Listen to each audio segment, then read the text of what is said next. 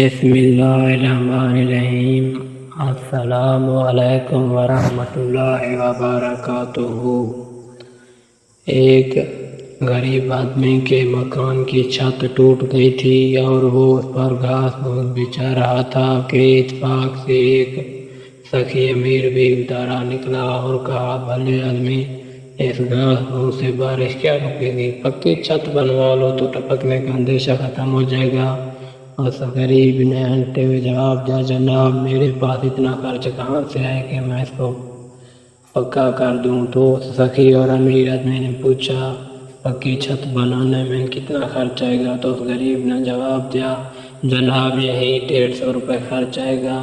تو اس امیر نے کہا، اگر میں یہی 150 آپ کو دے دوں تو اس میں تو کوئی دقت تو نہیں، آپ قبول کریں گے؟ اس امیر نے خوشی سے کہا، جی جی جناب، آپ اگر میری مدد کریں گے تو میں آپ کو دن کی بھر دعائیں دوں گا، دن کی بھر دعائیں دوں گا۔ تو امیر آدمی نے اس کو 150 نکال کر دے دیا۔ اب اس غریب میں لالچ پیدا ہو گیا کہ اگر میں 150 کی جگہ 500 مانگ لیتا تو وہ 500 دینے کے لیے بھی راضی ہو جاتا، ایسے کام بھی اچھا چل جاتا۔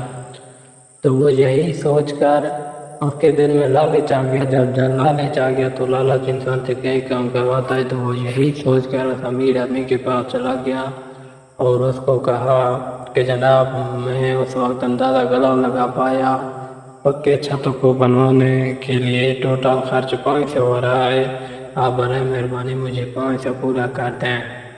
تو امیر نے کہا، آپ کے پاس جو میں نے 150 دیا وہ ہے؟ تو اس غریب نے کہا، ہاں، وہ میرے جیب میں ہے۔ تو امیر نے کہا کہ آپ وہ مجھے نکال کر دیں۔ جب غریب نے اس امیر کو 150 نکال کر دیے تو اس امیر نے کہا، آپ جائیں، میں آپ کو 500 روپے نہیں دے سکتا کیونکہ میرا اتنا طاقت نہیں ہے، آپ جا سکتے ہیں، میرا اتنا طاقت نہیں ہے، آپ جا سکتے ہیں۔ تو وہ غریب چلا گیا اور غریب پہنچنے کا وہ کوئی سخی آئے گا جو آپ کو 500 روپے دے دے گا۔ وہ غریب دل میں ہی سوچتا کیا کہ میں نے یہ کیا کر دیا، وہی 150 ہی ٹھیک تھے۔ تو دوستوں، میرے پیارے دوستوں، ناظرین، اس سے معلوم ہوتا ہے لالچ بری بلا ہے، ہمیں لالچ سے بچنا چاہیے۔ اسی دنیا کی لالچ میں ہم اپنے آخرت برباد کر دیتے ہیں، ہم اپنے آخرت کو چھوڑ دیتے ہیں، جو بہت بڑا نقصان ہے۔